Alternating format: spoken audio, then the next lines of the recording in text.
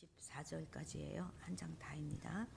사울이 그의 아들 요나단과 그의 모든 신하에게 다윗을 죽이라 말하였더니 사울의 아들 요나단이 다윗을 심히 좋아하므로 그가 다윗에게 말하여 이르되 내 아버지 사울이 너를 죽이기를 꾀하시느니라.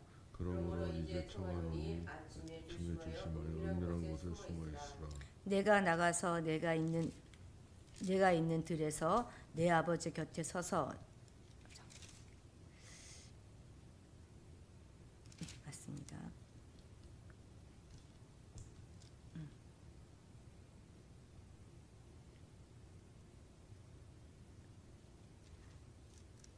내가 있는 들에서 내 아버지 곁에 서서 내 일을 내 아버지와 말하다가 무엇을 보면 내게 알려주리라 하고 요나단이 그의 아버지 사울에게 다윗을 칭찬하여 이르되 원하건대 왕은 신하 다윗에게 범죄하지 마옵소서.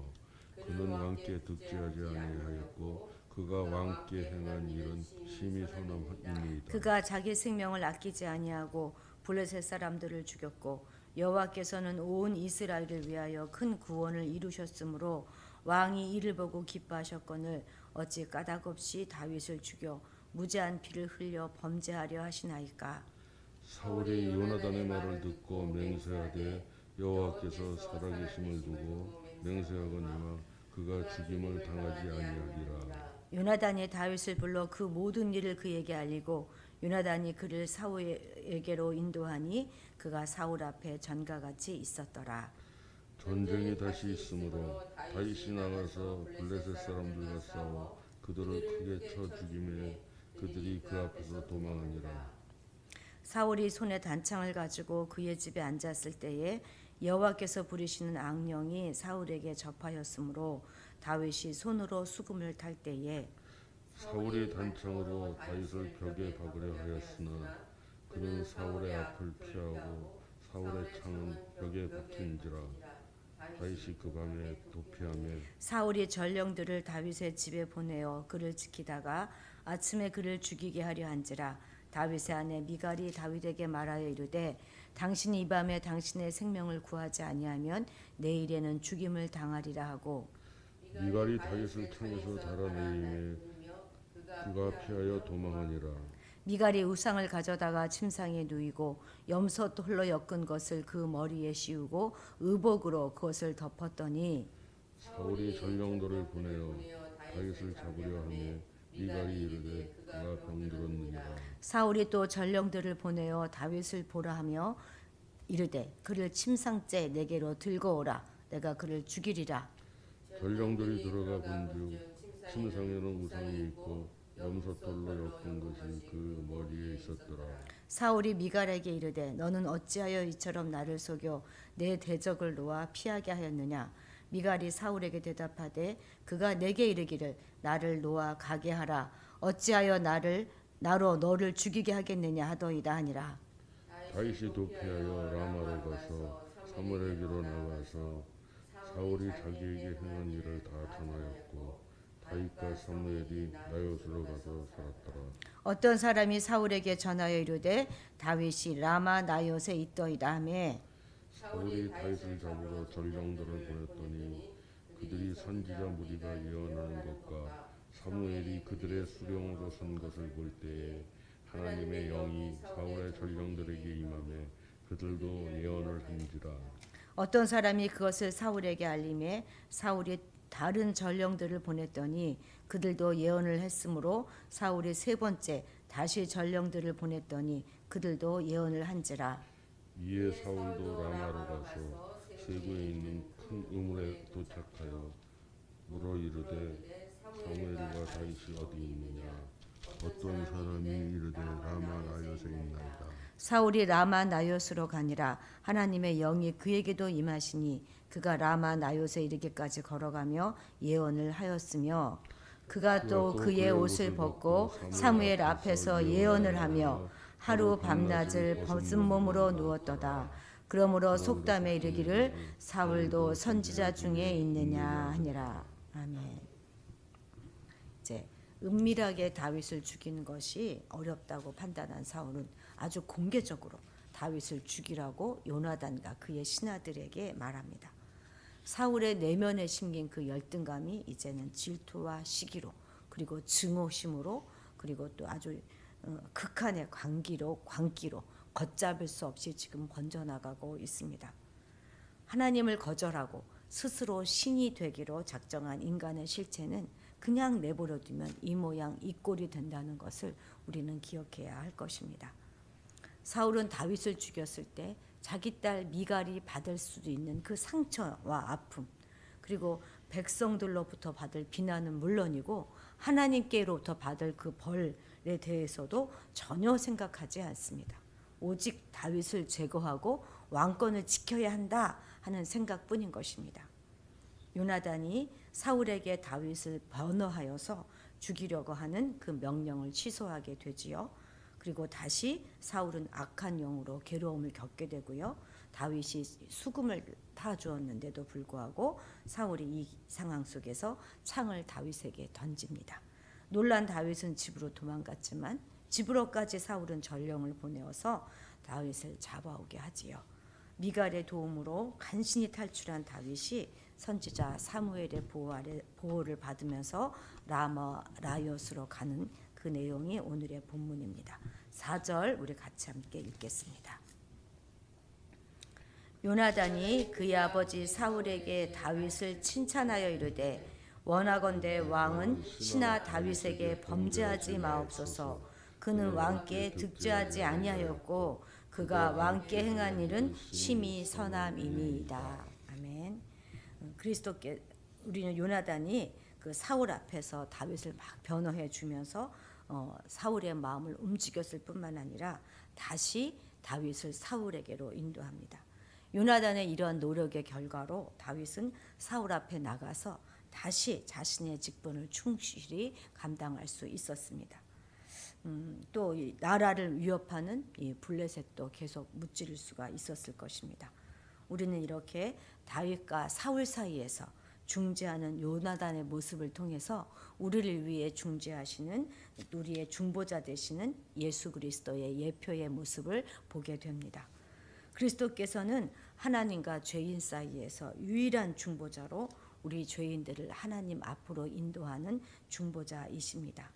그분은 인간의 범죄로 맡겼던 죄의 담을 십자가로 무너뜨리시고 하나님과 인간 사이에 화해를 이루신 분이십니다.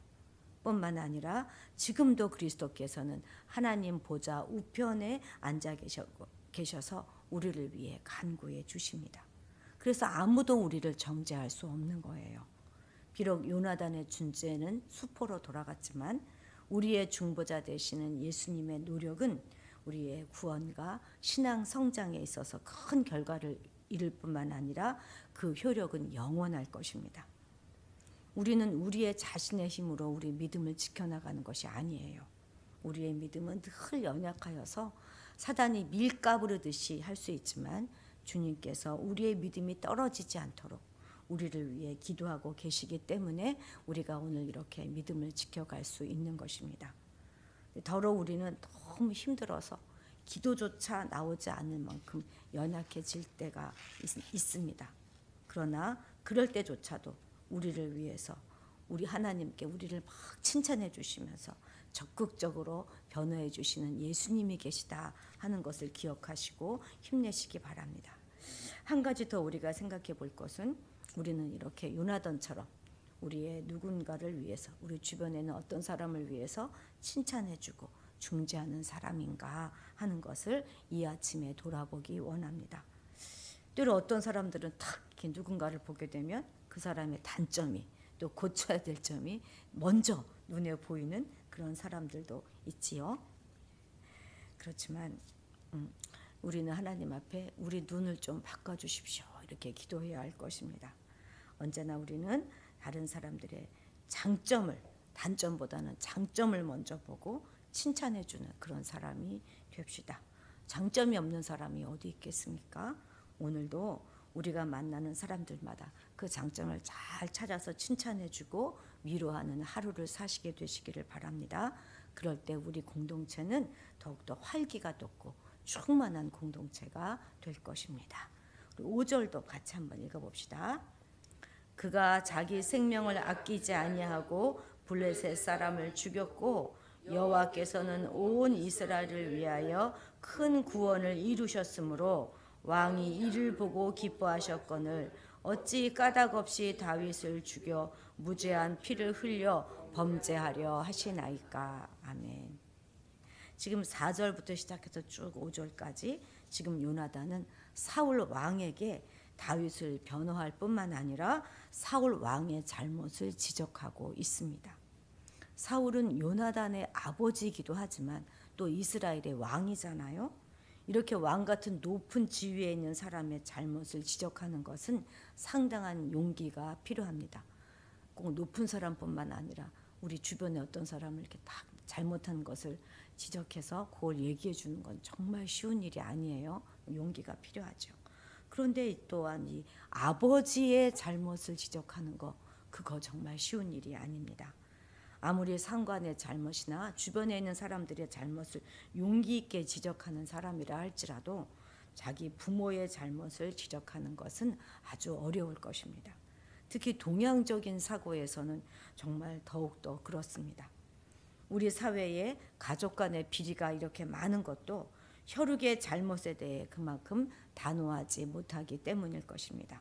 그러기에 지금 왕이면서 또 자기 아버지인 사울의 잘못을 지적하고 있는 요나단의 행동은 진정 용기 있는 행동이라 할 수 있을 것입니다. 이러한 요나단의 태도에는 1차적으로는 다윗을 잘 보호해 주려고 하는 의도도 담겨 있겠지만 아버지 사울이 무고하게 피를 흘리게 하는 그런 범죄를 범하게 해서는 안 된다 하는 염려 또한 포함되어 있을 것입니다. 바로 아버지 사울이 범죄한 것을 막고자 하는 그 아들로서의 뜨거운 사랑이 있었던 것이지요. 이러한 요나단의 태도에서 아버지를 위해서 안타까워하는 그 자식의 사랑을 사울도 역시 느꼈기 때문에 사울은 그의 말을 그대로 받아들였을 것입니다. 이처럼 정말로 남의 잘못을 지적하는 데는 용기뿐만 아니라 그에 대한 사랑이 있어야 하는 것입니다. 만약 우리에게 사랑하는 마음이 없다면 지적질이나 훈계를 멈추어야 할 것입니다. 입을 닫아야 할 것이에요.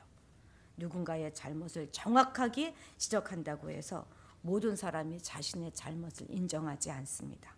오히려 관계가 어려워지고 사람을 잃게 되는 경우가 훨씬 더 많아요.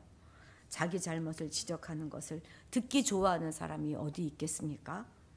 오히려 증오심을 품고 반발할 수 있습니다.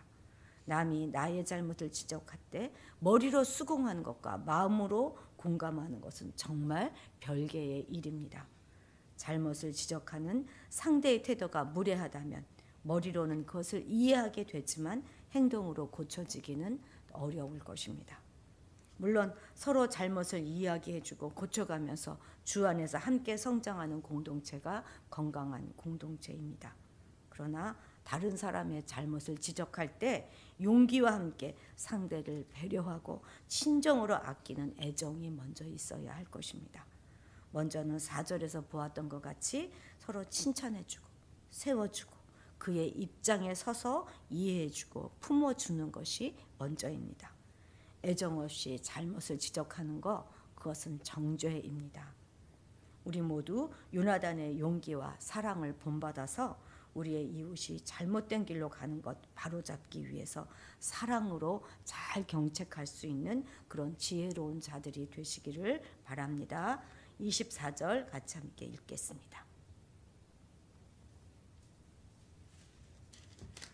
19장 24절입니다.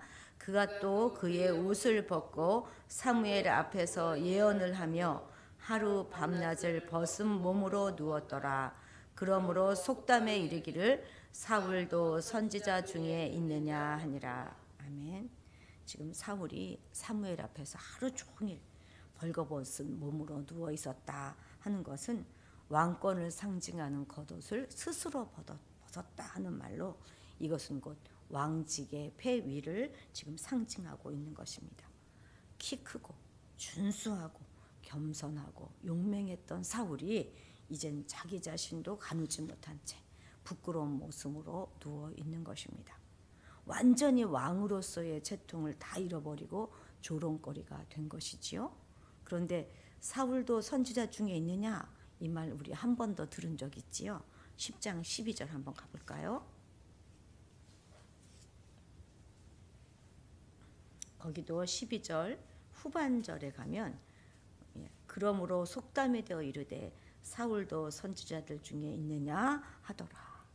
이때 이 말은 정말 기대에 가득 찬 그런 질문이었습니다. 사울도 그렇게 예언자들과 함께 있어? 이렇게 얘기했던 것입니다. 그런데 이런 기대로 가득 찬 질문으로 시작되었던 그의 인생이 이제는 사울도 선지자 중에 있어? 이런 조롱 섞인 모욕으로 끝나고 있는 것입니다. 우리는 하나님을 경외하는 다윗이 사울로부터 죽음의 위협을 받으면서 막 도망자의 신세를 면치 못하는 것을 볼 때 뭔가 이거 잘못된 것이 아닌가 하는 그런 생각이 들기도 합니다. 그러나 인생을 여기까지만 보면 안 되는 것이에요. 하나님께서 의인을 어떻게 구원하시는지 또 악인을 어떻게 졸지에 낮추시는지 곧 우리는 보게 될 것입니다. 결말을 끝까지 보기 전에는 의인이 환난당하는 것을만 보고 슬퍼해서는 안 된다는 말입니다. 우리 성도의 인생은 역전 드라마예요. 그리고 그 드라마의 연출자는 바로 하나님이십니다. 드라마의 초반에는 원수가 성도를 이기고 승리하는 것 같지만 결과는 성도들의 역전승입니다.